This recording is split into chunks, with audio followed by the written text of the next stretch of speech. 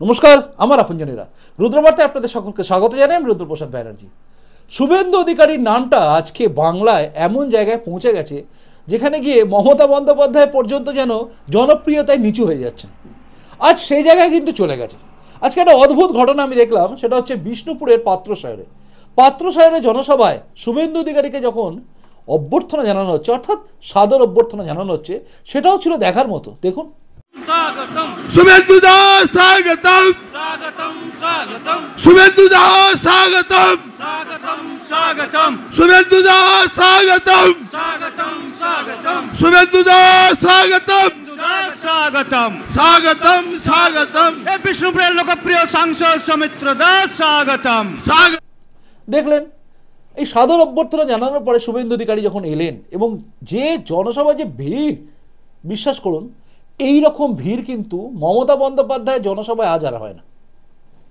এই ভিড়টা আর হয় না। শুভেন্দু অধিকারী এই জনসভায় দাঁড়িয়ে যে সমস্ত বক্তব্য রেখেছেন, প্রতিটা বক্তব্য ছিল দুর্দান্ত। তবে তার মধ্যে সবচেয়ে বেশি যেটা নজর কেড়েছে সেটা হচ্ছে এই রাজ্যে এবারে আরও একটা বিষয় কিন্তু ইডি হস্তক্ষেপ করতে পারে এবং ইডির হাতে এই মামলাটা যাবে, তিনি গ্যারেন্টি দিচ্ছেন। আর তিনি যে কথাগুলো বলেছেন, মানে দুর্নীতির ব্যাপারে তিনি যা যা বলেছেন সেগুলো কিন্তু হয়েছে। কাজে এটা কিন্তু একটা তৃণমূলের পক্ষে বিরাট চাপের। কেন জানেন? শুনুন। আমি 2009 এসে দরজাটা খুলেছিলাম, তাই বড় বড় নেতা হয়েছেন আপনারা। বালির টাকা খাচ্ছেন আর দ্বারকেশ্বর নদীকে ফাঁকা করছেন। পুলিশটাকে যদি সরিয়ে দেওয়া হয় না, আপনাদের পিঠের চামড়া তুলে নিবে জনগণ। গোটা লড়াইটা তৃণমূলের সঙ্গে নয়, লড়াই হচ্ছে পুলিশ ভার্সেস জনতা। জনতা মানে ভারতীয় জনতা পার্টি। এদেরকেও বলবো সাবধানে চলুন। জেসিপি নামানো বন্ধ হয়েছিল নদীতে, আবার চালু করে দিয়েছে। প্রত্যেক গাড়িতে 600 করে টাকা পুলিশ তুলছে আর ভাইপোর কাছে বড় টাকা চলে যাচ্ছে। আমি সব জানি। শুনে রাখুন, এখানকার পুলিশের লোকেরা, নিচের তলা নয়, কোন কনস্টেবল এসআইয়ের সঙ্গে আমার বিরোধ নেই। উপরের তলা শুনে রাখুন কান খুলে, ছোট মাইন্স হচ্ছে এনফোর্সমেন্ট ডাইরেক্টরেট অন্তর্ভুক্ত। আমরা মানরেগাতে ইডির তদন্ত শুরু করেছে। মিড ডে মিল সিবিআই কে হ্যান্ডওভার করেছে ভারত সরকার। কয়লা আছে, গরু আছে, রিক্রুটমেন্ট স্ক্যাম আছে। এবারে এই বালি খাদানেও আমরা ইডি যাতে ঢোকে তার ব্যবস্থা করব, দাবি করব। শুনলেন, শুভেন্দু অধিকারী বক্তব্য কিন্তু একদম চাঁচা ছলা। পরিষ্কারভাবে তিনি বলে দিলেন কিন্তু এই বালি তোলার কেসে এবারে ইডির হাতে যাতে যায় সেই ব্যবস্থা তিনি করবেন। অর্থাৎ আগামী দিনে আমরা দেখতে পাবো বিষ্ণুপুরের মাটিতে ইডির হানা হচ্ছে। অর্থাৎ এই যে বালি তোলা, এই বালি তোলা কারবারের সঙ্গে কারা কারা যুক্ত, কারা কারা বালি পাচার করেছে, কি করেছে না করেছে, এই ব্যাপারটা কিন্তু এতদিন পর্যন্ত সিবিআই দেখছিল। এবার ইডির হাতে যাচ্ছে এই বিষয়টা। এটা কিন্তু শুভেন্দু অধিকারী করবেন বলে জানালেন। আর এই বিষয়টা শুধু দেখেই আমি চুপ করে গেছি এটা নয়। আসলে আজকে শুভেন্দু অধিকারীর যে ভিড়, মানে সভায় যে ভিড়, যে উন্মাদনা মানুষের মধ্যে দেখা গেছে না, এটা কিন্তু খুব বিরল। দেখুন, বাংলার বুকে পরিবর্তনের একটা জায়গা কিন্তু 2011-র পরে 2016-তে হয়েছিল, কিন্তু সে সময় কোনো মুখ সামনে আসেনি। 2016 আপনি কল্পনা করে দেখুন, সে সময় কিন্তু কোনো মুখ সেভাবে সামনে নেই। দিলীপ ঘোষ ছিলেন, কিন্তু সেই মুখ সেভাবে ছিল না। আপনি আবার যদি খেয়াল করেন 2021, শুভেন্দু অধিকারী তখন সদ্য এসছেন, 2020 শেষে এসছেন, 2021 সে সময় কিন্তু মানুষের কাছে কোনো অপশান খোলা ছিল না।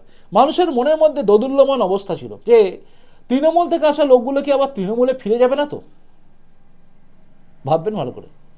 আমি জানি আপনার মনের মধ্যে চিন্তা হয়তো এসেছিল, অনেকের মধ্যে এসছে। এটা দেখুন অস্বাভাবিক কিছু না, স্বাভাবিক ব্যাপার। তো চিন্তা ভাবনা যাদের এসেছিল তার পরবর্তী ক্ষেত্রে দেখা গেছে এই কি যেন কৃষ্ণ কল্যাণী, তারপর মুকুটমণি অধিকারী, এই সমস্ত লোকগুলো যারা যারা পাল্টি মারলো, এদের দেখে মোটামুটি পরিষ্কার হয়ে গেছিলো যে 7 জন পাল্টি মেরেছে, মানে এরা পাল্টি মারতে পারে, তাই বিশ্বাস সেভাবে হয়নি। আর তখন কিন্তু কোনো মুখ সেভাবে সামনে আসেনি। আমরা জানতাম না, আমরা বুঝতাম না, আমরা ভাবিও নি যে দিলীপ ঘোষ কি হবেন, কে হবেন মুখ্যমন্ত্রী, এটা কিন্তু আমরা ভাবতাম না। ভাবতাম কি? ভাবিনি। আমরা বুঝতেই পারতাম না কে হবে, সবাই সবার মতো করে চেঁচাতো। কিন্তু এখন সমস্ত কিছু যেন এক জায়গায় কনসেন্ট্রেট হচ্ছে, অর্থাৎ সব যেন এক জায়গায় আসছে। দেখুন, একটা মানুষ, এবার তাকে ঘিরে সমস্ত কিছু হচ্ছে। আর দেখুন, একটা অদ্ভুত জিনিস আপনাকে বলি, বিজেপি একটা সাংগঠনিক দল, কিন্তু মুখ একটা বড় ফ্যাক্টর। বাংলা বলুন বা বিভিন্ন জায়গায় বলুন, দেশের মধ্যে এই যে ইন্ডি মার্কা পিন্ডি চটকানো জোট, এই জোটের অ্যাকচুয়ালি যদি দেখেন আপনি, এরা কেন এগোতে পারছে না জানেন? এদের কোনো মুখই নেই, ফিক্সড কোনো মুখ নেই। আপনি বাংলায় ভাবুন, বাংলায় একই কেস। যতদিন না পর্যন্ত মমতা বন্দ্যোপাধ্যায়ের মুখটা সেভাবে সামনে এসছে, বাংলার মানুষ পরিবর্তন করেনি। করেছিল? করেনি। আবার দেখুন আপনি, তারপরে দেখুন মমতা বন্দ্যোপাধ্যায় 11 ক্ষমতায় এলেন, তারপরেই হয়ে গেল সারদা, রোজভ্যালি, সবাই তিতি বিরক্ত হয়ে গেল। কিন্তু কিন্তু এখানে একটা বিরাট ব্যাপার, সেটা হচ্ছে পরিবর্তন করবে, কাকে নিয়ে আসবে, এরকম কোনো ফেস ছিল না। কারণ সিপিএমের ওপর আর ভরসা করতে পারছে না মানুষ। একবার যাদেরকে ঘাড়ের ওপর থেকে নামানো গেছে, এ একদম সেই এর মতো জমদূতের মতো বসেছিল, ঘাড়ে ফেলে দেওয়া হয়েছে, আবার তাকে ফিরিয়ে নিয়ে আসবে। সিপিএমকে কেউ আর ভিটে তোলে?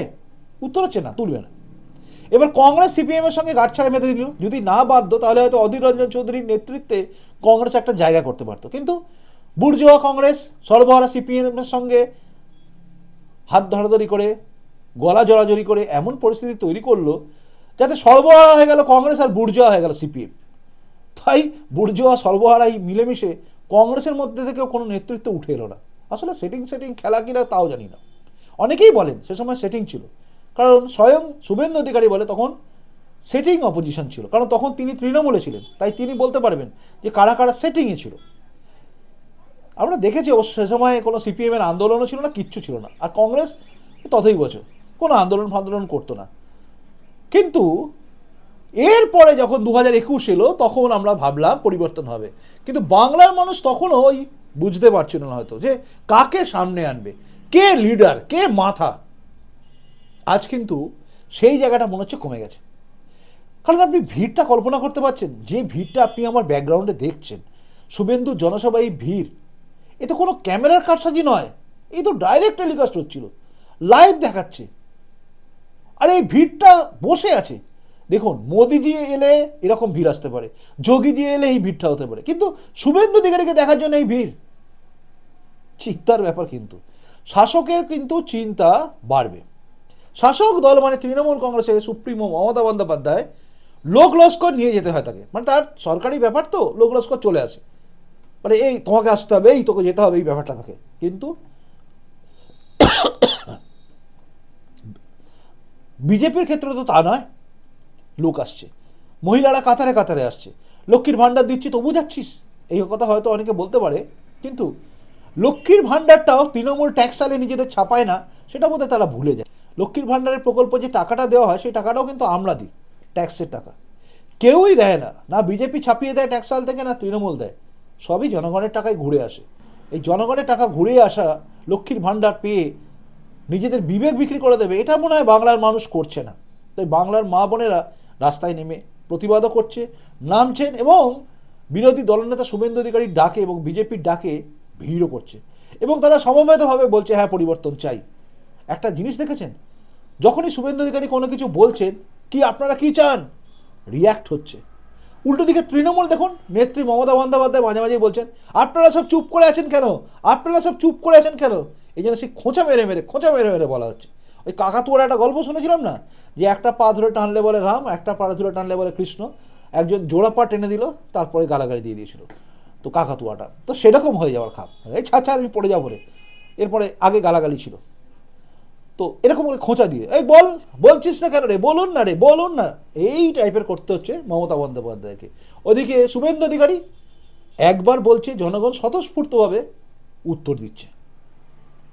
এই যে জায়গাটা, এই জায়গাটাই বোঝাচ্ছে কিন্তু আগামী দিনে পরিবর্তন আসতে চলেছে। দেখুন, দীর্ঘদিন আমি রাজনীতি দেখেছি, পরিবর্তন হব বলেও হয়নি।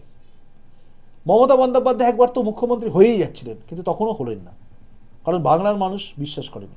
আমরাও ভেবেছিলাম 2021-এ পরিবর্তন হবে, কিন্তু দেখলাম বাংলার মানুষ ভেবেছে যে না, সেই তো তৃণমূল থেকে আসা লোকজন সামনে আসছে, এদের মধ্যে নেতা কে, কাকে দেব। তবুও 2,28,00,000 লোক বিজেপিকে দেখে, পদ্মফুলকে দেখে দিয়েছে, আর তৃণমূলের বিরুদ্ধে দিয়েছিল। আর এবারে নেতৃত্বও দেখা যাচ্ছে সামনে। আর এই লোকসভার ভোট, জানি আমি এটা লোকসভার ভোট, এই লোকসভার ভোটে নরেন্দ্র মোদী একটা ফ্যাক্টর, নরেন্দ্র মোদী ব্যাপারটা আছে, কিন্তু তার সঙ্গে সঙ্গে শুভেন্দু অধিকারী যে ক্রমশ পশ্চিমবঙ্গের বুকে একটা ফ্যাক্টর হয়ে দাঁড়াচ্ছে তৃণমূলের কাছে, এটা কিন্তু পরিষ্কার। আর তৃণমূল কংগ্রেস যে এই শুভেন্দু অধিকারীর জন্যই বধ হয়ে যাবে রাজনীতিগতভাবে, এটাও পরিষ্কার হয়ে যাচ্ছে। কারণ মর্নিং শোজ দ্য ডে, সকাল বোঝায় সারাদিন কেমন যাবে। আর এখনই বুঝিয়ে দিচ্ছে 2024-এ শুভেন্দু অধিকারী কিন্তু এই রাজ্যের তক্তা বদলে দেবে, যেটা আমার মনে হচ্ছে। এবার আপনি বলুন, আমি কি কোথাও ভুল বললাম? যদি মনে হয় কোথাও ভুল বলেছি, আপনি অবশ্যই কমেন্ট বক্সে কমেন্ট করে জানান। আর যদি মনে হয় আমি ঠিক বলেছি, সেটাও জানাবেন। যদি মনে হয় প্রতিবেদনটা লাইকযোগ্য, তাহলে লাইক করবেন এবং শেয়ারও করবেন। আর যদি নতুন এসে থাকেন এই চ্যানেলটা সাবস্ক্রাইব করে আমার আপনজন হয়ে তারপর যাবেন। এখনকার মতো আসি, দেখা হবে আগামীকাল রুদ্রবার্তা টুডেতেই। খুব ভালো থাকুন। নমস্কার, বন্দে মাতরম, ভারত মাতা জয় হোক, জয় হিন্দ।